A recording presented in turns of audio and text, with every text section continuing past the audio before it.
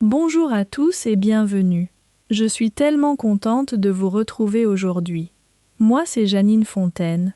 Et si vous me suivez depuis un moment, vous savez à quel point j'aime prendre le temps de vous parler des bons produits de saison, de la façon dont on les choisit, dont on les conserve et dont on en profite pleinement une fois qu'on les a ramenés chez soi. Aujourd'hui, on va parler d'un fruit un peu particulier, un peu moins connu que son cousin le melon charentais, mais qui mérite vraiment qu'on s'y attarde. Le melon miel. Le melon miel, pour celles et ceux qui ne le connaîtraient pas encore, c'est ce melon à la peau lisse, presque cireuse, d'une belle couleur crème ou jaune pâle, sans aucune rayure ni filet à la surface. Sa chair est en général très claire, presque blanche ou légèrement verte selon les variétés, extrêmement juteuse et surtout d'une douceur incroyable quand il est bien choisi, avec ce petit goût qui rappelle justement le miel, d'où son nom. Le souci, c'est que ce melon-là, on ne le choisit pas du tout de la même façon qu'un melon charentais classique. Il n'a pas de rayures à observer, pas de filet entre les tranches, sa robe est unie, alors il faut faire confiance à d'autres indices, d'autres petits secrets, pour être sûr de repartir avec un fruit mûr à point. Alors aujourd'hui, je vous propose de faire le tour ensemble des 5 choses essentielles à vérifier pour choisir un melon miel bien sucré, bien juteux, celui qui vous fera vraiment craquer au moment de la dégustation. Installez-vous confortablement et à la fin de cette vidéo, je vous donnerai aussi quelques astuces pour bien le conserver une fois que vous l'aurez choisi avec tant de soin. Et avant de commencer, si ce n'est pas encore fait, je vous invite très chaleureusement à vous abonner à la chaîne. Ça me touche énormément à chaque fois et ça m'aide à continuer à vous proposer ce genre de vidéos avec des astuces simples et du bon sens pour bien choisir et bien profiter de tous les bons produits de saison. Voilà, c'était ma petite parenthèse. Maintenant, on attaque le vif du sujet, avec le tout premier critère à vérifier. La première chose à observer sur un melon miel, c'est sa couleur. Contrairement au melon charentais qui va nous montrer de belles rayures bien contrastées, le melon miel, lui, joue la carte de la sobriété, avec une peau totalement lisse et unie. Mais cette peau, justement, va beaucoup nous en dire selon sa teinte. Un melon miel qui n'est pas encore mûr aura une couleur plutôt verdâtre, presque blanchâtre, un peu terne. En revanche, à mesure qu'il mûrit, sa peau va progressivement virer vers un jaune crème, parfois même un jaune assez soutenu selon les variétés. C'est ce jaune doré, presque doux au regard, qu'il faut rechercher en priorité. Si vous voyez encore beaucoup de vert sur la peau, c'est en général le signe que le fruit a été récolté un peu tôt et qu'il n'aura pas eu le temps de développer tout son sucre. Un autre petit détail à observer, c'est l'aspect de la peau elle-même. Sur un beau melon miel bien mûr, la surface a souvent un aspect légèrement cireux, presque satiné, on dirait presque qu'elle a été polie. C'est normal, c'est même plutôt bon signe. Ça traduit une belle concentration en sucre à l'intérieur. Deuxième critère, et celui-là, on va le vérifier avec les mains, c'est le toucher, et plus précisément la texture de la peau. Le melon miel mûr a une particularité assez amusante. Sa peau devient légèrement collante, presque cireuse au toucher, un peu comme si on avait passé les doigts sur une bougie. Ce n'est absolument pas un défaut, bien au contraire, c'est un des signes les plus fiables de maturité pour cette variété précise.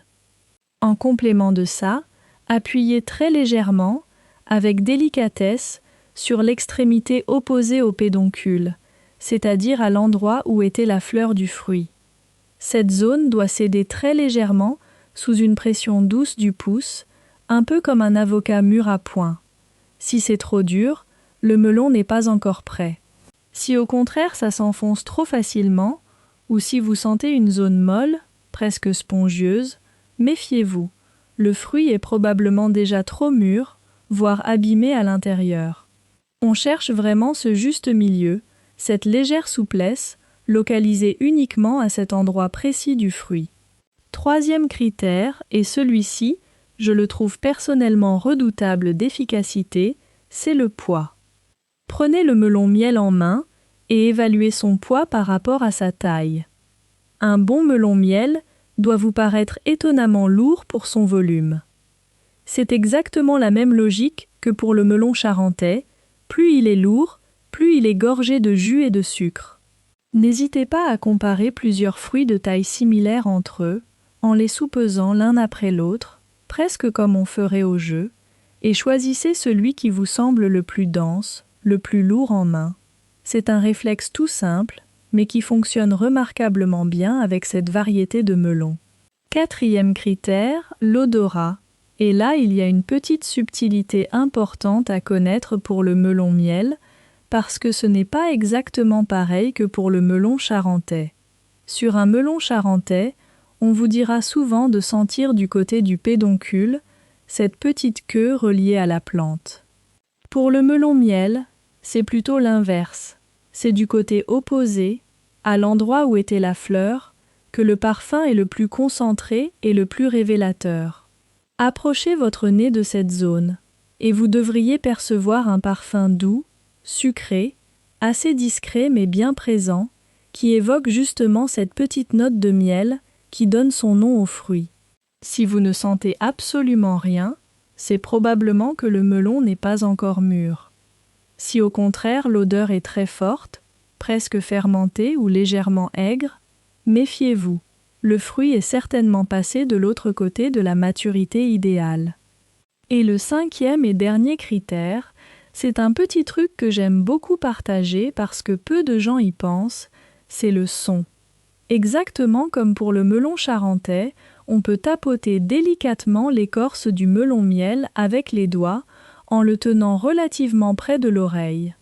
Le son que ça produit doit être légèrement sourd, presque creux, et non pas un son sec et clair. Un son trop clair, trop métallique, indique souvent un fruit encore immature. Un son plus sourd, plus profond, c'est en général bon signe, ça traduit une chair bien juteuse à l'intérieur. Voilà donc nos 5 critères essentiels réunis. La couleur, qui doit tirer vers ce beau jaune crème et non plus vers le vert. La texture, avec cette peau légèrement cireuse et cette souplesse localisée du côté de la fleur. Le poids, qui doit être surprenant par rapport à la taille du fruit. L'odeur, à sentir du côté opposé au pédoncule, cette petite note douce et sucrée. Et enfin le son, plutôt sourd que clair quand on tapote délicatement l'écorce. En combinant ces 5 indices, vous mettez vraiment toutes les chances de votre côté pour repartir avec un melon miel absolument délicieux. Petite pause dans mon explication, parce que j'aimerais insister sur un point. Si cette vidéo vous aide à mieux choisir vos fruits cet été, n'hésitez surtout pas à vous abonner à la chaîne. C'est vraiment ce qui me permet de continuer à faire vivre cette communauté et à vous proposer régulièrement ce genre de contenu. Et croyez-moi, ça me fait chaud au cœur à chaque fois. Il y a une façon dont ma grand-mère cuisinait, une façon dont elle tenait sa maison, ses mains toujours en mouvement, toujours sachant. Rien de précipité, rien de gaspillé. Je n'ai pas appris ces choses dans un livre, je les ai apprises à ses côtés, en regardant, en écoutant, en échouant et en recommençant. Aujourd'hui, j'ai rassemblé ces vieilles façons de faire dans un petit livre à moi. Les remèdes, les astuces discrètes, les choses que nos mères savaient avant que le monde ne devienne bruyant et rapide. Si vous souhaitez les garder près de vous, entre vos mains, vous le trouverez juste en dessous. J'aimerais maintenant vous parler un petit peu de l'origine et de la saison du melon miel, parce que ça peut aussi vous aider dans votre choix au moment de l'achat. Le melon miel, qu'on appelle parfois aussi melon d'hiver dans certaines régions à cause de sa bonne capacité de conservation, est cultivé un peu partout dans le monde selon les saisons, notamment en Espagne, en Amérique centrale, mais on en trouve également de très belles productions françaises, notamment dans le sud-ouest et dans certaines zones du sud-est, en particulier en toute fin d'été et à l'automne. C'est d'ailleurs un des atouts de ce melon. Il arrive souvent un peu plus tard dans la saison que le melon charentais classique, ce qui permet de prolonger le plaisir des melons bien après le cœur de l'été. Parlons aussi un peu du calibre, parce que c'est une question qu'on me pose souvent également pour cette variété. Le melon miel a tendance à être globalement plus gros et plus allongé que le melon charentais traditionnel. Si vous êtes seul ou en couple, n'hésitez pas à demander à votre primeur de vous couper une moitié ou un quart si le fruit est entier et trop volumineux pour votre consommation immédiate. Beaucoup de commerçants le proposent volontiers pour ce type de melon, justement à cause de sa taille généreuse. Pour les grandes tablées, en revanche, c'est un fruit idéal. Sa chair abondante permet de nourrir facilement toute une famille ou un groupe d'amis autour d'un bon repas d'été. Maintenant, parlons conservation. Parce que choisir un bon melon miel, c'est bien. Mais encore faut-il savoir en prendre soin une fois qu'on l'a ramené à la maison. La bonne nouvelle avec le melon miel, c'est que c'est justement une variété reconnue pour très bien se conserver, souvent bien mieux que le melon charentais classique. Entier et non entamé, vous pouvez le laisser tranquillement à température ambiante, dans un endroit sec et pas trop chaud. Il continuera doucement à mûrir sur plusieurs jours si vous l'avez acheté un peu vert. Une fois qu'il est à point, si vous ne comptez pas le manger tout de suite, vous pouvez tout à fait le placer au réfrigérateur, entier. Il s'y conservera sans souci pendant une bonne semaine, parfois même un peu plus, grâce à sa peau épaisse qui le protège bien. En revanche, une fois qu'il est coupé, les choses changent. Enveloppez toujours les morceaux ou la moitié restante dans un film alimentaire ou placez-les dans une boîte hermétique, pour éviter à la fois qu'il ne se dessèche et qu'il ne parfume tout votre réfrigérateur, parce que son odeur, bien que délicieuse, a tendance à se répandre facilement sur les autres aliments. Consommé de cette façon, il se garde en général 3 à 4 jours au frais, sans perdre trop de sa texture ni de sa saveur. Et comme pour le melon charentais, un petit conseil que j'aime beaucoup donner, sortez votre melon miel du réfrigérateur environ une petite heure avant de le déguster. Le froid a tendance à endormir un peu les arômes, et en le laissant remonter légèrement en température, vous retrouverez toute la richesse de son parfum et de sa douceur au moment de le manger.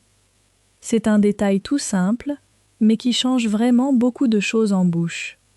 Une dernière petite astuce avant de conclure, si vous vous retrouvez avec un melon miel qui n'était finalement pas assez mûr au moment de la découpe, sachez qu'il continuera très légèrement à mûrir même une fois coupé, à condition de bien l'envelopper et de le laisser à température ambiante quelques heures avant de le remettre au frais. Ce n'est pas magique, mais ça peut suffire à gagner un peu en douceur si vous l'avez cueilli ou acheté un tout petit peu trop tôt. Avant de passer à la conclusion, j'aimerais aussi revenir sur quelques idées reçues qu'on entend souvent au sujet du melon miel, parce que je pense que ça peut vraiment vous aider à ne pas vous tromper au moment de l'achat. La première idée reçue, c'est de croire qu'un melon miel doit forcément avoir une peau parfaitement lisse et sans aucune imperfection pour être bon. En réalité, ce n'est pas tout à fait exact. Il est tout à fait normal de trouver de petites marques, de légères taches de rousseur sur la peau, parfois même de très fines craquelures superficielles. Ces petites imperfections ne sont absolument pas un défaut de qualité, elles peuvent même être un signe supplémentaire que le fruit a bien mûri au soleil. Ce qu'il faut vraiment éviter, en revanche, ce sont les zones enfoncées, les meurtrissures profondes ou les parties qui commencent à suinter. Là ça devient effectivement un signe d'alerte. Une autre idée reçue assez répandue, c'est de penser que plus un melon miel est gros, meilleur il sera. Ce n'est pas forcément vrai non plus. La taille dépend surtout de la variété et des conditions de culture. Elle n'est absolument pas corrélée à la qualité gustative du fruit. Un melon miel de taille moyenne, mais qui coche toutes les cases qu'on a vues ensemble aujourd'hui, la couleur, la texture, le poids, l'odeur et le son, sera toujours préférable à un énorme melon qui n'aurait pas ces qualités-là. Donc ne vous laissez pas impressionner uniquement par la taille au moment de choisir. J'aimerais aussi vous parler rapidement de la meilleure façon de découper un melon miel, parce que sa forme, souvent plus allongé et ovale que le melon charentais, demande une petite technique un peu différente. Coupez-le d'abord en deux dans le sens de la longueur, retirez les graines et les filaments à l'aide d'une cuillère, en prenant soin de bien racler le centre sans trop entamer la chair. Ensuite, vous pouvez soit le couper en tranches fines dans le sens de la largeur, un peu comme on ferait pour un melon d'eau, soit prélever des billes à l'aide d'une cuillère parisienne si vous préparez une salade de fruits ou une belle présentation pour l'apéritif. La chair du melon miel, étant particulièrement ferme et juteuse, se prête d'ailleurs très bien à la coupe en petits cubes bien nets, ce qui est un vrai atout si vous aimez dresser de jolies assiettes. Un dernier mot, plus général cette fois, sur les bienfaits de ce fruit, parce que je trouve ça toujours intéressant de le rappeler. Le melon miel est particulièrement riche en eau, ce qui en fait un allié précieux pendant les fortes chaleurs de l'été pour rester bien hydraté. Il apporte également une belle quantité de vitamine C et de potassium, tout en restant relativement peu calorique par rapport à sa richesse en sucre naturel. C'est donc un fruit qu'on peut vraiment consommer sans culpabiliser, en pleine conscience de ses bienfaits pour l'organisme, en plus du plaisir gustatif qu'il procure. Voilà, on arrive tout doucement à la fin de cette vidéo. On a vu ensemble les 5 critères essentiels pour bien choisir votre melon miel. La couleur de sa peau, qui doit tirer vers un beau jaune crème, sa texture, légèrement cireuse au toucher avec une souplesse localisée du côté de la fleur, son poids, qui doit vous surprendre par sa densité, son parfum, à rechercher du côté opposé au pédoncule, et enfin le son qu'il produit quand on le tapote délicatement, plutôt sourd que clair. Ce sont vraiment ces 5 indices combinés qui vous permettront à coup sûr de repartir avec un fruit sucré, juteux et parfaitement mûr. J'espère sincèrement que cette vidéo vous aura appris quelque chose et qu'elle vous sera utile la prochaine fois que vous croiserez un melon miel sur l'étal de votre marché ou chez votre primeur. Si ça a été le cas, n'hésitez surtout pas à me le dire en commentaire. Ça me fait toujours énormément plaisir de vous lire et d'échanger avec vous sur ces petits secrets de tous les jours. Et bien sûr, si vous n'êtes pas encore abonné à la chaîne, c'est vraiment le moment idéal pour le faire. Ça vous permettra de ne rater aucune de mes prochaines vidéos, avec encore plein d'astuces et de conseils à venir tout au long de l'année. J'aimerais aussi ajouter un mot sur la façon de bien choisir le bon moment pour acheter votre melon miel selon vos projets de la semaine. Parce que c'est une question qu'on me pose très souvent en commentaire. Si vous savez que vous allez le consommer dans les tout prochains jours, n'hésitez pas à privilégier un fruit qui coche déjà bien tous nos 5 critères, la belle couleur crème, la légère souplesse du côté de la fleur, le poids généreux, le parfum bien présent et le son sourd au tapotement. En revanche, si vous faites vos courses à l'avance pour la semaine et que vous savez que vous ne le mangerez que dans 4 ou 5 jours, vous pouvez tout à fait choisir un fruit encore un peu vert, avec une peau qui a moins ce fameux aspect cireux, et le laisser tranquillement finir de mûrir sur votre plan de travail à température ambiante. C'est vraiment un fruit patient, qui vous laisse une belle marge de manœuvre, contrairement à d'autres fruits d'été beaucoup plus fragiles et pressés d'être consommés. Et puisqu'on parle de dégustation, laissez-moi vous glisser une dernière petite suggestion avant de vous laisser. Le melon miel se marie merveilleusement bien avec des saveurs assez différentes de ce qu'on associe traditionnellement au melon charentais. Là où le charentais s'accorde à merveille avec le jambon cru ou le porto, le melon miel, lui, révèle tout son potentiel avec des associations plus fraîches et plus acidulées. Essayez-le par exemple avec un peu de jus de citron vert et quelques feuilles de menthe fraîche ciselées. L'acidité du citron vient parfaitement contrebalancer sa douceur naturelle.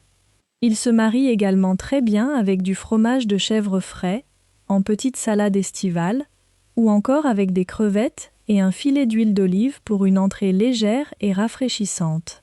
Certaines personnes aiment aussi le combiner avec du gingembre frais râpé ou même une pointe de piment doux pour un contraste sucré piquant assez surprenant mais délicieux. N'hésitez pas à expérimenter, c'est vraiment un fruit polyvalent qui s'adapte à énormément de préparations, du plus simple au plus sophistiqué. Je vous souhaite à toutes et à tous de très belles dégustations, bien sucrées et bien juteuses, et je vous dis à très bientôt pour une nouvelle vidéo.